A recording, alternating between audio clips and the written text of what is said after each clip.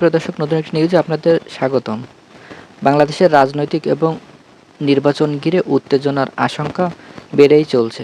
ঢাকা 23শে মে 2025 বাংলাদেশের রাজনৈতিক অঙ্গনে আবারও উত্তালভাবে ছড়িয়ে পড়ছে। জাতীয় সংবাদ নির্বাচন সামনে রেখে ক্ষমতাসীন দল আওয়ামী লীগ এবং প্রধান বিরোধী দল বিএনপি একে অপরের বিরুদ্ধে পাল্টাপাল্টি অভিযোগ চালিয়ে যাচ্ছে। রাজনৈতিক পরিবেশ উত্তপ্ত হয়ে উঠছে। বিভিন্ন স্থানে সমাবেশ, মিছিল ও পাল্টা মিছিল কর্মসূচির মধ্য দিয়েই চলছে। সরকার বলছে তারা একটি সুস্থ ও নিরপেক্ষ নির্বাচন করতে প্রস্তুত। নির্বাচন কমিশনার ইতিমধ্যে ভোটার তালিকা হালনাগাদ ও কেন্দ্রে চূড়ান্তভাবে কাজ শুরু করে আসছেন। তবে বিএনপি তাদের তৃণমূল নেতাদের বিরুদ্ধে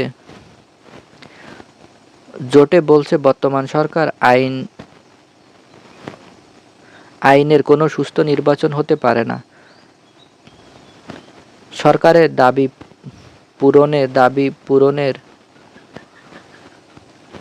কাজ করছে। রাজধানী ঢাকা সহ দেশের বিভিন্ন জেলায় আইনশৃঙ্খলা বাহিনীর টহল জোরদার করে আসছে এবং কিছু স্থানে সংঘর্ষ ঘটে চলছে, যার মধ্যে কয়েকজন আহত হয়েছে বলে সেটিও জানা যাচ্ছে। বিশেষ করে রাজনৈতিক দলগুলোর মধ্যে সংলাপ এবং বোঝাবুঝি থাকায় দেশের গণতান্ত্রিক চাপে পড়ছে নাগরিক সমাজ ও আন্তর্জাতিক মহলে একটি বড় অংশ নির্বাচনের পরিবেশ তৈরির জন্য সকল পদক্ষেপ এবং দায়িত্ব গ্রহণ করার আহ্বান জানিয়েছেন। বাংলাদেশের রাজনৈতিক উত্তেজনা এটি নতুন কিছুই নয়, তবে নির্বাচন ঘিরে এই উত্তেজনা কয়েকটি সামাল দেওয়া সেটি এখন সবথেকেই বড় প্রশ্ন উঠে আসছে।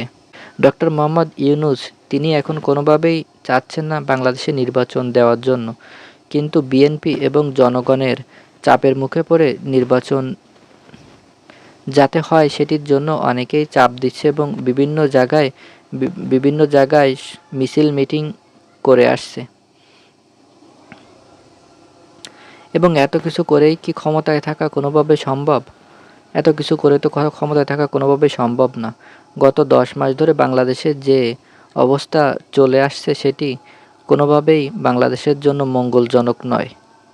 বাংলাদেশে গত 10 মাস ধরে 90,000 কোটি টাকারও বেশি বিদেশে পাচার করা হয়েছে, যেটি আগের সরকার থাকলেও এত পাচার হয়নি এবং এত লুটপাট হয়নি।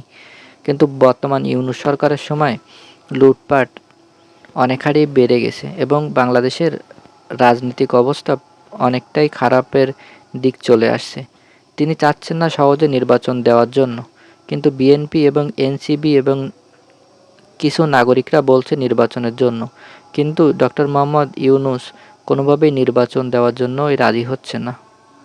বন্ধুরা, নিউজটি যদি ভালো লাগে তাহলে অবশ্যই ভিডিওটিতে একটা লাইক দেবেন, চ্যানেলটি অবশ্যই সাবস্ক্রাইব করে পাশে থাকবেন। দেখা হচ্ছে পরবর্তী আরেকটি ভিডিওতে। ততক্ষণ ভালো থাকুন, সুস্থ থাকুন। এত সময় আমাদের সাথে থাকার জন্য আপনাকে অসংখ্য ধন্যবাদ।